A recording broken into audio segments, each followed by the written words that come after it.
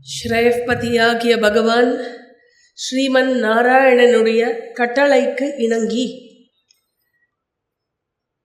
2023 வருடம் ஜனவரி மாதத்தில் குழந்தைகளுக்கான மகாபாரத வகுப்பானதை தொடங்கினோம். ஸ்ரேயப்பதியாகிய பகவானினுடைய அனுகிரகத்தில் சென்ற 2025 ஆண்டு ஏப்ரல் மாதத்தில் அந்த வகுப்புகள் முடிந்து 2025 குரு பூர்ணிமா சென்ற ஆண்டு குரு பூர்ணிமாவில் இந்த அர்ஜுனா பேட்ச் குழந்தைகளினுடைய மகாபாரத பிரதர்ஷனமும் பகவானினுடைய அனுகிரகத்தினாலும் குரு பரம்பரையினுடைய அனுகிரகத்தினாலும் நடைபெற்றது. நகஸ்ரேயசே பூயாத் என்ற தலைப்பில் நடைபெற்றது. அதனைத் தொடர்ந்து வேதாந்த மாணவர்கள் பலர் மகாபாரதத்தை விரிவாக எடுக்கும்படி கேட்டுக்கொண்டனர். அவர்களது நிமித்தமாக வந்த அந்த ஸ்ரேயப்பதியாகிய பகவானின் கட்டளையை தொடர்ந்து August 17, 2025 the same week last year இந்த மகாபாரத வகுப்புகளுக்கான அனௌன்ஸ்மெண்ட் ஆனது 2025 விஜயதசமியில் ஆரம்பிக்கும் என்று சொல்லி அந்த அழைப்பானது முதலில் கொடுக்கப்பட்டது. the same week 1 year ago. அதே வாரம் இந்த வருடம் காலம் பறந்து செல்கிறது. ஸ்ரேயப்பதியாகிய பகவானினுடைய ஆக்ஞையின்படியே மகாபாரதம் என்ற இந்த தீர்த்த யாத்திரையை என்னுடன் சேர்ந்து தொடர்ந்து பயணித்து வரும் ஆஸ்திக பெருமக்களாகிய உங்கள் அனைவரும் நம் அனைவரின் நன்மைக்காகவே இந்த வகுப்புகள் இருந்து வருகிறது. நாம் மேற்கொண்டுள்ள இந்த தீர்த்த யாத்திரை இதை நாம் நல்லபடியாக முடிப்பதற்கும் மேலான நன்மையை இதன் மூலமாக அடைவதற்கும் ஸ்ரேயப்பதியாகிய பகவானினுடைய ஆசிர்வாதத்தை கோரி இந்த 42வது வகுப்பை தொடங்குவோம். மகாபாரதத்தின் 3வது பருவமான வனப்பருவத்தில் 7வது உபபருவமான தீர்த்த யாத்ரா பருவத்தில் தான் இன்னும் இருக்கிறோம். 80வது அத்தியாயத்திலிருந்து 150வது அத்தியாயம் வரை இருக்கும் இந்த மாபெரும் உபபருவம். இதில் சென்ற வார வகுப்பில் 85வது அத்தியாயத்தை நாம் பார்த்து வந்தோம். இந்த 77 அத்தியாயங்கள் கொண்ட இந்த தீர்த்த யாத்ரா பருவத்தில் மொத்தம் 2827 ஸ்லோகங்கள் உள்ளன. அதில் சென்ற வார வகுப்பு வரை இந்த தீர்த்த யாத்ரா பருவத்தில் 577 ஸ்லோகங்களை பார்த்து முடித்துள்ளோம். ஒரு 1/5 பார்த்துருக்கோம்னு வச்சுக்கோங்களேன். அதாவது கதை எங்கு இருக்கிறது என்றால், புலஸ்தய ரிஷி பீஷ்மருக்கு சொன்ன தீர்த்த யாத்திரை பற்றிய விவரங்களை மகரிஷி நாரதர் பாண்டவர்களுக்கு சொல்லிக்கொண்டு இருக்கிறார். இது அர்ஜுனன் இந்திரலோகாபிகமனம் சென்ற அந்த நேரத்தில் இந்த விஷயங்கள் நடந்து கொண்டிருக்கிறது. அதில் எம்பெருமான் பள்ளி கொண்டிருக்கும் ஸ்ரீரங்கத்தை ஒட்டியிருக்கும் காவேரி தீரத்தையும், உமையாள் தேவர்களுக்கெல்லாம் தேவனாக விளங்கிக் கொண்டு இந்த தென்னாட்டையும் தன்னாடாக கொண்டிருக்கும் மகாதேவனை நோக்கி தவம் செய்த கன்னியாகுமரி தீரத்தையும் அந்த தீர்த்த கஷேத்திரங்களையும் பற்றி அவர் சொன்னார். மேலும் அவர் சொல்வதை இனி பார்ப்போம். 85வது அத்தியாயம் கண்டினியூஸ். 164 பார்த்தோம் இல்லையா? 164 பார்த்தோம், 165 பார்க்கணும், 188 வரைக்கும் இருக்கு. சரியா? யாரு சொல்றது? புலஸ்தியர் பீஷ்மருக்கு சொல்ற விஷயம்.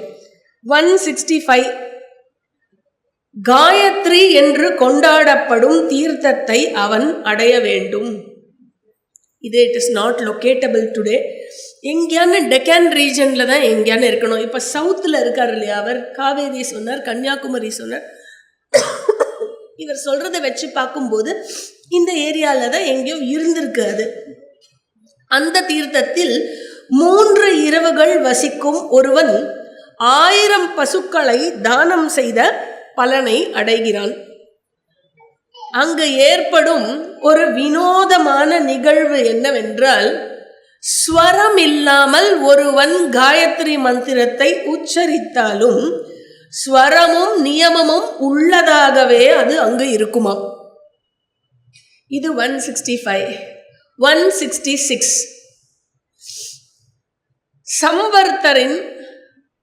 சம்வர்த்தரின் அடைவதற்கு அரிதான பாவலி என்ற குலத்தை அடைந்தால் அடைபவன் மேனி அழகையும் செழிப்பையும் அடைகிறான்.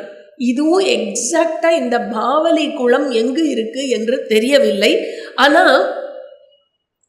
கேரளால இருக்கிற வயநாட் பகுதியில் பாவலி அப்படின்னு ஒரு வில்லேஜ் இருக்கு.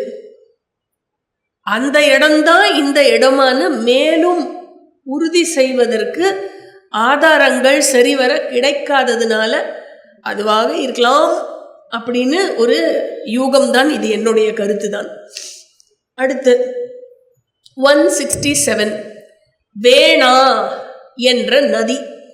அந்த தீர்த்தத்தை அடைந்து தேவர்களுக்கும் பித்ருக்களுக்கும் அர்க்கியம் கொடுத்தால் மயில்களாலும் குதிரைகளாலும் இழுக்கப்படும் தேரை வாகனத்தை அவன் அடைகிறான். அதாவது இறந்த பிறகு விமானத்தை வாகனமாக அடைகிறான் என்று சொல்லப்படுகிறது. விமானம்னா பெரிய புஷ்பக விமானம் மாதிரி இருக்கும். பெரிய விமானத்தை வாகனமாக அடைகிறான்.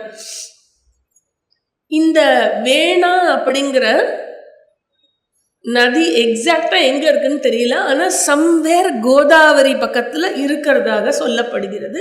இன்னைக்கு இருக்கா இல்லையா எங்க இருக்குன்னு தெரியல.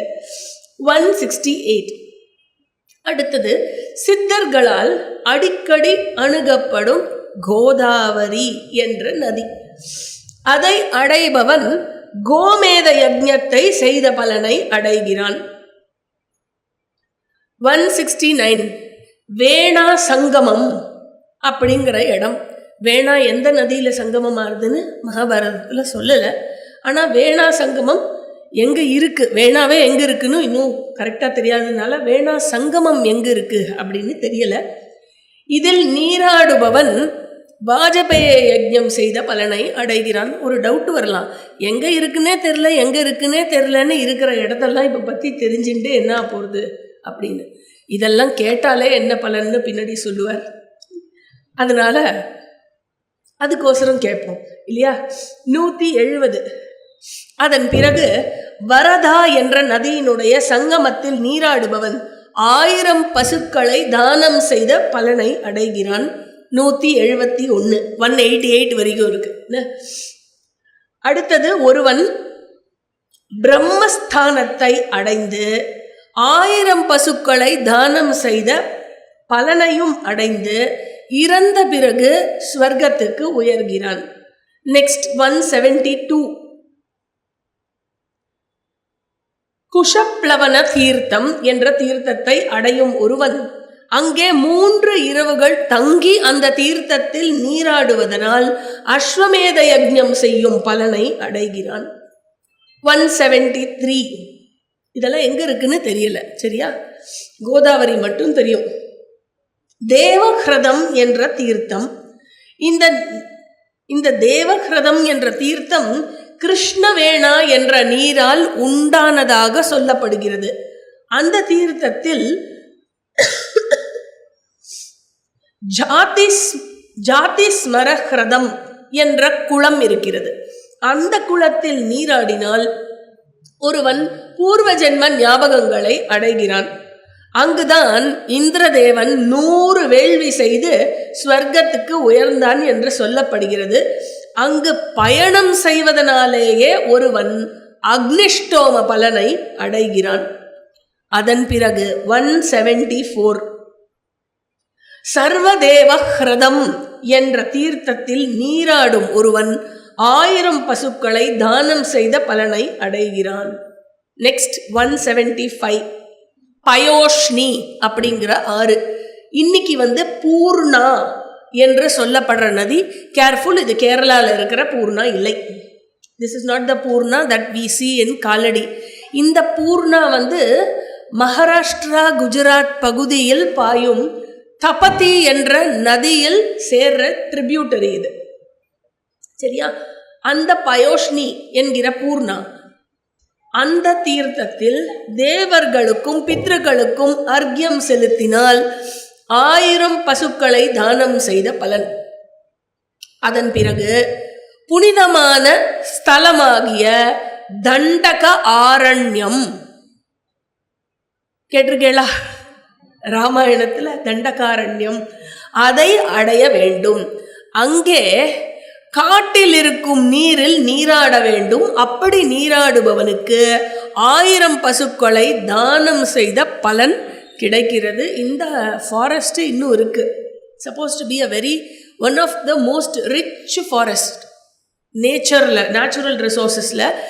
அந்த ரீஜன், அந்த தண்டக ஆரண்யம்னு சொல்லப்படுற அந்த ரீஜனுடைய ஏரியா பரப்பளவு 92,200 ஸ்கொயர் கிலோமீட்டர்ஸா. ஏதோ ஒரு ஸ்டேட்டில் இல்லாமல் it spans across 5 states today. அந்த ஆரண்யம், அந்த பகுதி சத்தீஸ்கர், ஒடிஷா, ஆந்திர பிரதேஷ், தெலுங்கானா, மகாராஷ்டிரா அந்த ஏரியாவில் பரவி மலைகளும் பச்சை பசுமையும் இயற்கை வளமும் நிறைந்திருக்கும் அந்த பகுதி அது. அதுதான் 176 தண்டகாரண்யம். 177 அடுத்தது ஷரபங்க ஆசிரமம். அதை அடைபவன் துரதிர்ஷ்டத்திலிருந்து பாதுகாப்பை அடைந்து தன்னுடைய குலத்தை புனிதப்படுத்துகிறான். 178 அதன் பிறகு ஒருவன் பரசுராமரின் ஷூர்பாரகம் என்ற தீர்த்தத்தை அடைய வேண்டும். அங்கு நீராடினால் அபரிமிதமான தங்கத்தை தானம் செய்த பலனை அடைகிறான். 179 சப்த கோதாவரி தீர்த்தம், சப்த கோதாவர தீர்த்தம். சப்த கோதாவர தீர்த்தத்தில் நீராடுபவன் பெரும் பலன்களை அடைந்து தேவர்களின் உலகத்தை, ஸ்வர்க்கத்தை அடைகிறான். அதை தொடர்ந்து தேவஹ்ரதத்திற்கு சென்றால் தேவாஸ்திர வேள்வி செய்த பலனையும் அவன் அடைகிறான். 188 தானே சொன்னோம் இல்லையா? தோ ஆயிடுத்து அப்படின்னு பார்த்தா கவலையப்படாதீங்க, ஃபுல்லா தீர்த்த யாத்திரை தான். 600 ஸ்லோகம் தான் ஆயிருக்கு. சரியா? ஸோ அடுத்தது துங்ககாரண்யம். துங்ககாரண்யம் என்ற க்ஷேத்திரத்தை அடைய வேண்டும். அங்குதான் பழங்காலத்தில் சாரஸ்வத முனிவர் துறவிகளுக்கு வேதங்களை கற்பித்தாராம். முனிவர்கள் தான் படித்த வேதத்தை மறந்துவிட்ட பொழுது அங்கீரச குமாரராகிய சாரஸ்வத முனிவர் அவர்களது அங்கவஸ்திரத்தின் மேல் அமர்ந்து கொண்டு ஓம் என்று முறைப்படி உச்சரித்தாராம். இதன் காரணமாக என்ன ஆனதாம்? அந்த துறவிகள் அனைவருக்கும் தாங்கள் ஏற்கனவே கற்ற வேதமானது நினைவுக்கு வந்ததாம். அந்த இடத்தில்தான் முனிவர்கள், தேவர்கள், அதாவது வருணன், அக்னி, பிரஜாபதி, அது மட்டும் இல்லாமல் ஹரி, ஹரன் மற்றும் பெருந்தகப்பனாகிய பிரம்மதேவன் அனைவரும் வேள்வி நடத்துவதற்காக மகரிஷி பிருகுவை நியமித்தார்களாம். அந்த நியமித்த இடம் துங்ககாரண்யம். ஒரு முறை அக்னியில் நெய் விட்டு வேள்வி அக்னியை திருப்திப்படுத்தினாராம் பிருகு. அந்த துங்கவனத்தில் நுழைபவன் ஆணோ பெண்ணோ தங்களது அனைத்து பாவங்களிலிருந்தும் விடுபடுகிறார்கள். அங்கு ஒருவன் புலனடக்கத்துடனும் இன்னொன்று என்ன, முறையான உணவு கட்டுப்பாடு. இதை மறந்துடக்கூடாது, சரியா? முறையான உணவு கட்டுப்பாடுடனும் 1 மாதம் தங்க வேண்டும். இதனால் அவன் பிரம்மனின் உலகை அடைந்து தன்னுடைய குலத்தை காக்கிறான். 181. அடுத்தது, மேதாவிகம் என்ற தீர்த்தத்தை அடைந்து தேவர்களுக்கும் பித்ருகளுக்கும் அர்க்கியம் கொடுக்க வேண்டும். அக்னிஷ்டோம வேள்வி செய்த பலனை அடைந்து இவன் ஞாபக சக்தியையும் புத்தி கூர்மையையும் பெறுகிறான். அடுத்தது 182. காலஞ்சரம் என்ற மலை ஒன்று இருக்கிறது. அங்கிருக்கும் தெய்வீக தடாகத்தில் நீராடினால் 1000 பசுக்களை தானம் செய்த பலன். அதன் பிறகு தேவர்களுக்கும் பித்ருக்களுக்கும் அர்க்கியம் கொடுத்தால் சந்தேகமின்றி அவன் ஸ்வர்க்கத்தில் மதிக்கப்படுகிறான். 183. அதன் பிறகு ஒருவன் மந்தாகினி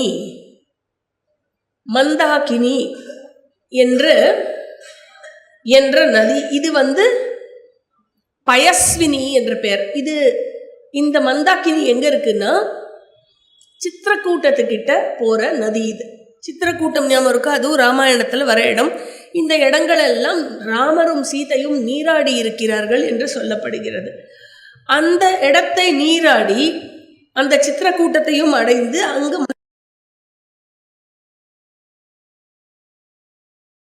அஸ்வமேத யாகம் செய்த பலனை அடைந்து இவன் மேன்மையான நிலையை அடைகிறான்.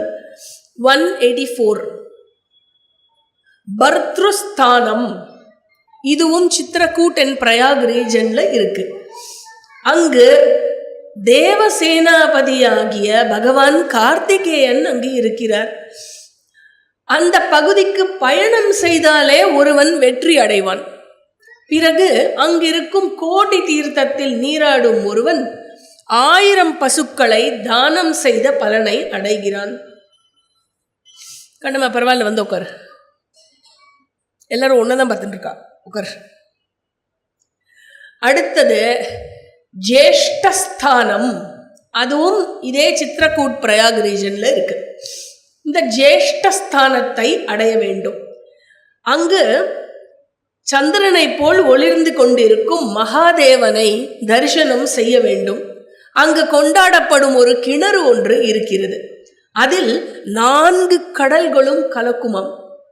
அந்த கிணறில் தேவர்களுக்கும் பித்ருகளுக்கும் அர்க்கியம் கொடுத்துவிட்டு நீராடும் ஒருவன் தனது அனைத்து பாவங்களிலிருந்தும் விடுபட்டு மேன்மையான நிலையை அடைகிறான். 186.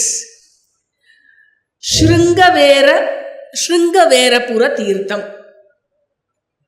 பீஷ்மா யார் சொல்லிட்டு இருக்கா? இதெல்லாம் புலஸ்தியர் சொல்லிட்டு இருக்கார். ஓகே, ஒருத்தர் 2 பேர் முடிச்சுட்டு இருக்கேன், நானும் தூங்கிட்டேன்னு வச்சுக்கோங்க. இதெல்லாம் சொல்ற பலனும் கிடைக்காது, கேட்கிற பலனும் யாருக்கும் கிடைக்காது, இல்லையா? பீஷ்மா முன்பொரு காலத்தில் தசரதனுடைய மகன் ஸ்ரீராமன் இங்குதான் கங்கையை கடந்து சென்றான். இந்த தீர்த்தத்தில் நீராடும் ஒருவன் தனது பாவங்கள் அனைத்திலிருந்தும் விடுபடுகிறான். அவன் அஸ்வமேத யாகம் செய்த பலனையும் அடைகிறான். வாஜபேய யாகம் செய்த பலனை அடைகிறான். 187. முஞ்சவட்ட தீர்த்தம். முஞ்சவட்ட தீர்த்தம் இது மகாதேவனை வணங்கி வலம் வரும் ஒரு ஸ்தலம். அந்த இடத்தில் மகாதேவனை வணங்கி வலம் வருபவன் கானாபத்திய நிலையை அடைகிறான். நெக்ஸ்ட் பிள்ளையாருடைய பொசிஷன் கிடைக்கும் அடுத்த சிருஷ்டியில, சரியா? அங்கிருக்கும் கங்கையில் நீராடுபவன் அனைத்து பாவங்களிலிருந்தும் விடுபடுகிறார். ஃபைனலி முதல் தீர்த்தம் எது ஞாபகம் இருக்கா? புஷ்கரம். ஞாபகம் இருக்காப்பா? ஒருத்தருக்கு ஞாபகம் இருந்தா ஓகே. இப்போ கடைசி தீர்த்தம் எதை சொல்றார் புலஸ்தியர் அப்படின்னா பிரயாகை.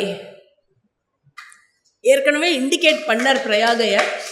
திரும்பவும் இங்க பிரயாகையில முடிக்க சொல்றார் தீர்த்த யாத்திரை. புஷ்கரத்துல ஆரம்பிச்சு பிரயாகையில் முடிக்க சொல்றார். பிரயாகையை அடைய வேண்டும். அங்கு தேவர்களும் லோகபாலகர்களும் சித்தர்களும் பித்ருக்களும் பெரும் முனிவர்களும் சனத்குமாரர்களும் களங்கமற்ற பிரம்ம முனிவர்களும் அங்கீரசரும் நாகர்களும் சுபர்ணர்களும் ஆறுகளும் கடல்களும் கந்தர்வர்களும் அப்சரஸ்களும் பிரஜாபதிகளுடன் கூடிய தலைவனாகிய ஹரியும் அங்கேதான் வசிக்கிறான். அந்த தீர்த்தத்தில் இருக்கும் 3 அக்னி குண்டங்களுக்கு மத்தியில் கங்கை வேகமாக வருகிறாள். அங்குதான் சூரியனின் மகளாகிய யமுனை கங்கையுடன் இணைகிறாள். அந்த பிரயாகையில தான் கங்கையுடன் யமுனா சங்கமமாகிறாள். பிரதிஷ்டாபரம், பிரயாக், கம்பல, அஸ்வதரநாக் மற்றும் போகவதி தீர்த்தம் ஆகியவை பிரம்மதேவனின் வேள்வி மேடைகளாம். தேவர்களும் வேள்விகளும் அதாவது வேதங்களும் வேள்விகளும் தீர்த்தங்களாக கொண்டுள்ளது. ஒரு உருவம் கொடுத்தால் அவைகளுக்கு எப்படி இருக்கும் என்று கேட்டால் அந்த தீர்த்தங்களாகவே வடிவு கொண்டுள்ளதாம். துறவிகள் பிரம்மனை வழிபட மன்னர்கள் வேள்வி நடத்தும் இடங்களாகும் இவை. இருப்பினும் இத்தீர்த்தங்களை காட்டிலும் பிரயாகை என்பது மிகவும் புனிதமானது என்பதை கற்றோர் சொல்கின்றார்கள். இப்போ புரியுறதோ அந்த இடத்துக்கு ஏன் பிரயாக் ராஜ்னு பேர்? அவ்வளோ பெரிய க்ஷேத்திரம் அது. 3 உலகிலும் முதன்மையான தீர்த்தம் அதுவே ஆகும் அப்படின்னு புலஸ்தியர் சொல்றார். அந்த இடத்துக்கு அலகாபாத் என்ற பெயர் இருந்தது. ஏன் அதை மாற்றி வைக்கக்கூடாது இல்லையா? முதல்ல இதுதான் மாற்றிருக்கணும், கரெக்டாக மாற்றி வச்சுட்டார், நல்லதா போச்சு. ஸோ அங்கு சென்று அந்த பிரயாகையினுடைய புகழை பாடி அங்கிருந்த மண்ணை எடுத்து கொண்டு வருபவன் அனைத்து பாவங்களிலிருந்தும் விடுபடுகிறான். சங்கமத்தில் நீராடுபவன் ராஜசூய யஜ்ஞம் மற்றும் அஸ்வமேத யஜ்ஞம் செய்த பலனையும் அடைகிறான். இது தேவர்களால் கூட வழிபடப்படும் இடம். அங்கு சிறிதளவு தானம் செய்தாலும் அது பல மடங்கு பலனை கொடுக்க வல்லது, 1000 மடங்கு பலனை கொடுக்க வல்லது சொல்லிட்டு சொல்றார் பீஷ்மா. வேதங்களின் உரையோ அல்லது மனிதர்களின் கருத்தோ பிரயாகையில் உயிரை விட விரும்பும் உனது மனதை அது மாற்றாது இருக்கட்டும் அப்படிங்கிற. May you desire to end your life in Prayag அப்படிங்கிற. வேற எதுவும் உன் மனதை மாற்றாமல் கெடுக்காமல் இருக்கட்டும். பீஷ்மா 10,000 தீர்த்தங்களுடன் 60 கோடி தீர்த்தங்களும் பிரயாகையில் இருக்கின்றன. ஒரு பிரயாகை ஸ்நானம் செய்தால் 60 கோடி தீர்த்தத்தில் ஸ்நானம் செய்ததற்கு சமானம். பிரயாகையில் யாரெல்லாம் ஸ்நானம் பண்ணியிருக்கேன்? சபாஷ், very good. So Ganga Yamuna சங்கமத்தில் நீராடும் ஒருவன் 4 வகை அறிவு சம்பந்தமான பலனையும், 4 வகை அறிவுனா இது ரிக், யஜுர், சாம, அதர்வன்,